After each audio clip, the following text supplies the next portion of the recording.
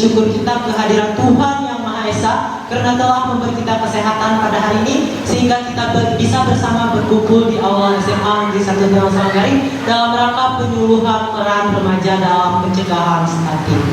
Pertama-tama izinkan saya memperkenalkan diri saya. Perkenalkan, saya Mardianus, saya dari Ekskul PIK Remaja Sengalang Muda SMA Negeri 1 Tewang Sanggaring. Adapun materi yang akan saya bawakan hari ini yaitu apa itu stunting, peran remaja dalam upaya pencegahan stunting, mengapa remaja yang harus bergerak dalam upaya pencegahan stunting, cara mencegah stunting, angka stunting di Indonesia, dan yang terakhir dampak dari stunting. Yang pertama yang akan kita bahas yaitu apa itu stunting.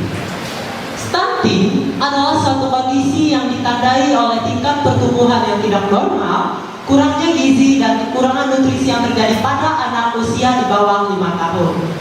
Stunting sendiri terjadi akibat kurangnya asupan gizi yang diperlukan untuk tumbuh dan berkembang secara normal. Hal ini dapat menyebabkan gangguan fisik dan mental pada anak. Selanjutnya, mengapa remaja yang harus bergerak dalam pencegahan stunting? Kira-kira teman-teman yang ada di sini ada yang tahu?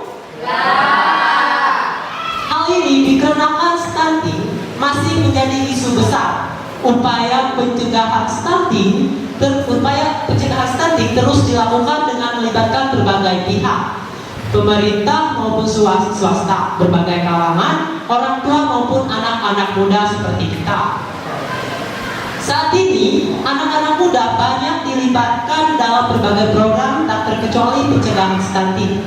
Anak muda di Indonesia mulai mendominasi jumlah penduduk milenial atau Gen Z dan post Gen Z sebesar 173,31 juta jiwa atau 64,69%, dan penduduk tua generasi X, baby boomers dan pro 88 sebesar 94,69 juta jiwa atau 35,31%. Perkiraan ini diambil di tahun 2020. Mengapa remaja yang harus bergerak dalam upaya pencegahan stunting? Hal ini dikarenakan remaja adalah generasi masa depan yang dapat membantu mencegah stunting. Mereka dapat membantu menyebarkan informasi kepada orang tua tentang pentingnya nutrisi dan asupan gizi yang tepat. Selain itu, remaja juga dapat memberikan edukasi kepada anak-anak di sekitarnya tentang pentingnya makanan sehat dan meningkatkan kesadaran menghentikan stunting. Selain itu juga, remaja memiliki peran penting dalam upaya pencegahan stunting. Mereka dapat menyebarkan informasi tentang pentingnya asupan nutrisi yang tepat bagi anak-anak di sekitarnya. Remaja juga bisa dapat mengajak teman-temannya untuk ikut berpartisipasi dalam kegiatan yang bertujuan untuk meningkatkan kesadaran akan pentingnya mencegah stunting.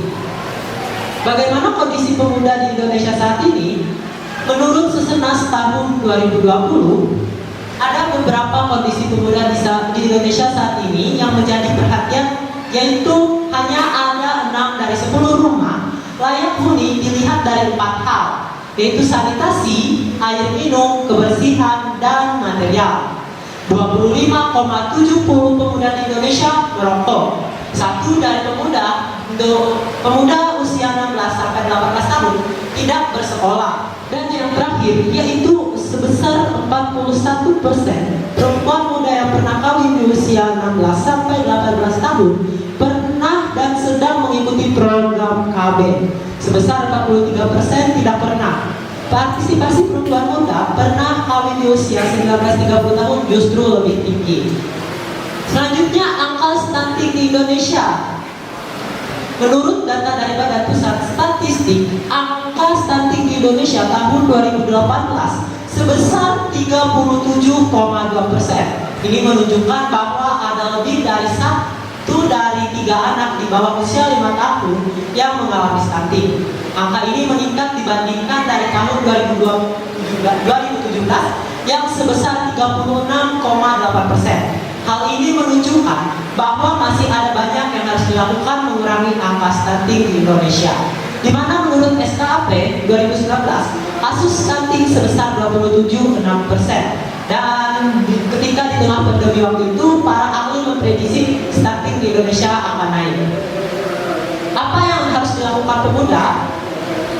Menurut Kepala BKKBN, Dr. Hasto Wardoyo SPOGK, mengatakan bahwa yang harus dilakukan pemuda Indonesia yaitu pertama adalah menjaga kesehatan diri sendiri dengan olahraga, makanan sehat, dan dengan gizi seimbang, menjaga kebersihan lingkungan, sanitasi, tidak merokok, dan tidak nafsa. Kedua, mempersiapkan diri menjadi anggota keluarga yang mandiri secara sosial maupun ekonomi. Yang terakhir, pemuda bisa berperan aktif dalam pencegahan stunting dengan menjadi edukator, memberi edukasi dan informasi tentang stunting. Dampak dari stunting. Kira-kira teman-teman di sini ada yang tahu dampak dari stunting sendiri?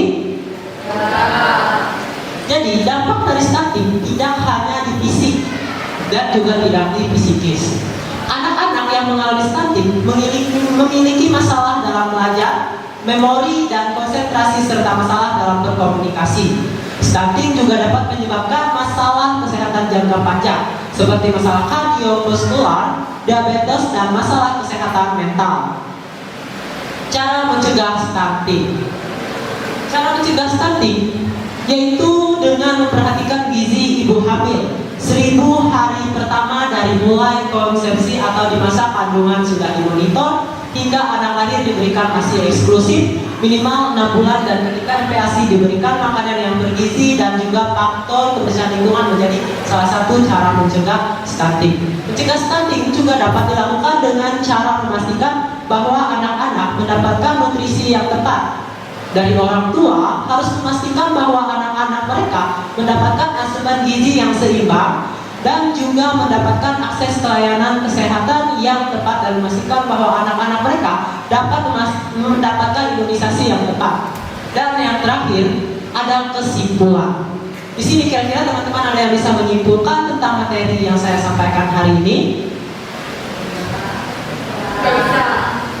Baik, dampak stunting di Indonesia telah menyebabkan masalah kesehatan yang luas dan kompleks yang dapat mempengaruhi kualitas hidup generasi berikutnya.